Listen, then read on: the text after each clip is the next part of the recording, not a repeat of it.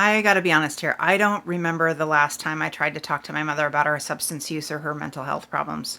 But that's probably because they all went the same way, like a broken record.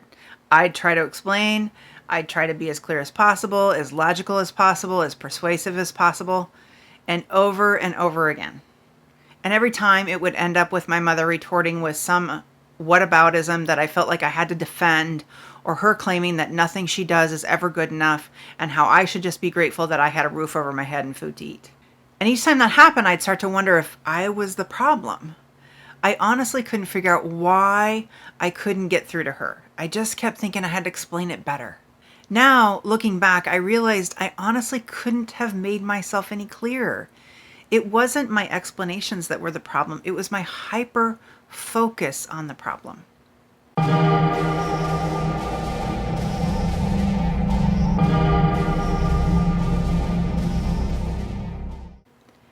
You see, there are two issues with trying to get your loved one to see the problem. One, the substance use changes your loved one's brain such that your loved one doesn't see the substance as the problem. The brain now sees the substance as the solution, and no amount of logic is going to change that. Two, their brain can still see that the use is causing problems, even though it's the solution. And given that the brain now sees the substance as a solution, this causes both confusion and shame that your loved one can no better reconcile than your arguments and logic can change the damage to the brain. And these two things are why those debates and even arguments so rarely work. And this is just so confusing to people because reasonable, rational people would discuss it and try to work it out. But the damage the substance use has done to the brain has deprived your loved one of the ability to do that like a mature, rational adult. So what do? The answer is simple in nature, but is often challenging in its implementation. But the answer comprises of three things. So the first is to show compassion for your loved one's struggles, trying to navigate their substance use and the problems it poses for everyone. The second is whenever and wherever possible, engage with them as a whole person, not just someone with a substance use problem. I know that the substance abuse is like this big, huge, glaring problem that just takes up all the room, but wherever you can do that, that can really help. And then three, set whatever boundaries you reasonably can around the ways their substance use negatively affects you. And I'm sure you can see as I list these things that they are easier said than done. You're likely angry at the harm their drug or alcohol abuse has caused, so compassion may feel like a huge stretch. And engaging with them as a whole person may feel impossible because, like I said, their substance use just sucks all the other life out of the room. And finally, you may have tried to set boundaries in the past only to be met with backlash that you just couldn't ride out or take care of yourself around. Now, this is why it's hard, and this is why I say this can't be done without effective support.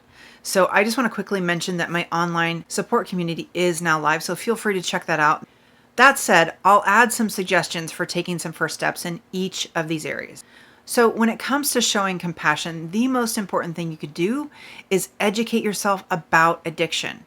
I have several resources for doing that on my resources page, and the Family Addiction Support Community also offers a 15-minute training video on exactly how addiction changes the brain, among other monthly trainings.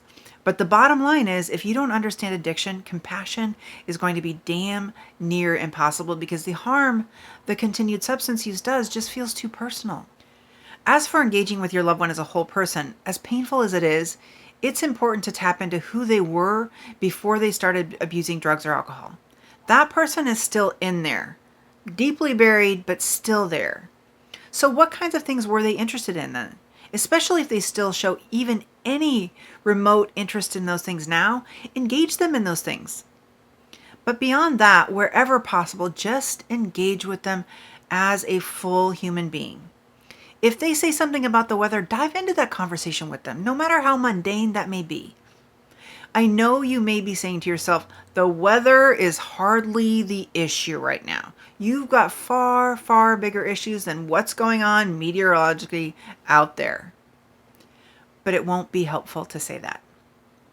The whole point is to remind them that they're still a human being And just like the compassion, this small little gesture helps prevent shame around their use from driving more use. Helping them remember they're still a human being subtly suggests there might be something to recover for, all without debates or arguments. All that compassion, however, doesn't mean that you should accept the harm they do. Not at all. In fact, allowing your loved one to continue to hurt you actually harms them, because even as their brain thinks the substance is the solution to life, their brain can also see the damage they do. And that brings on shame, which only drives more use, because the use temporarily frees them from the shame of the harm they do. So it's important to set boundaries around their ability to hurt you. And this is an important distinction. Your boundaries should focus on the harm done, not on the use. If you do this consistently enough, your loved one will make the connection without directly triggering that part of the brain that believes the substance is necessary, that substance is the solution. So your boundaries should first and foremost focus on your own self-care and communicating those boundaries in that light.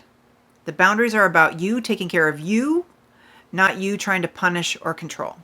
You're just communicating that if you are subjected to those harmful impacts of their use, then these consequences will be implemented so that you can take care of yourself and any other family members or people who you are responsible for taking care of. And then, of course, implement them.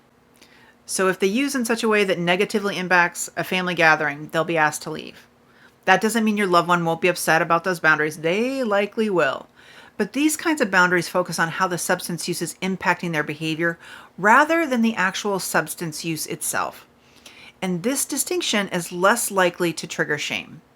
Rather, it will trigger guilt, the recognition that they did something wrong, that they acted in a way that is not how they want to act. And that guilt is different than feeling that who they are as a person is wrong, which is what shame does. And this is what you want: healthy guilt around the behavior, but not shame about who they are. With any luck, because we know there are not any guarantees, unfortunately, your loved one will start to problem solve around the behavior that is harming others. This will likely take some period of time, but it can create favorable conditions for your loved one connecting the substance use with the behaviors they feel guilty about. And from there, start to question whether the substance use is really the answer they've been convinced it is. But having compassion for the disease and treating them as a whole human being is key to this, because without those things, it's going to be easier for their brain to convince them that you're part of the reason they drink or use, rather than reminding them that they have relationships in their lives that are worth being present for. Easier said than done, I know. And shifting these responses does require the use of effective support. Family addiction has huge impacts on the mental health of family members, so we all need support just to be able to take care of ourselves, let alone shift the way we've been responding to the problem. All right, so I'd love to hear from you. In what ways might you start to engage with your loved one as a whole human being and pull back from the hyper focus on their drug or alcohol abuse? Share in the comments and I promise I'll respond. I hope that was helpful. Thank you for watching, and I'll see you in the next episode of Hope for Families TV.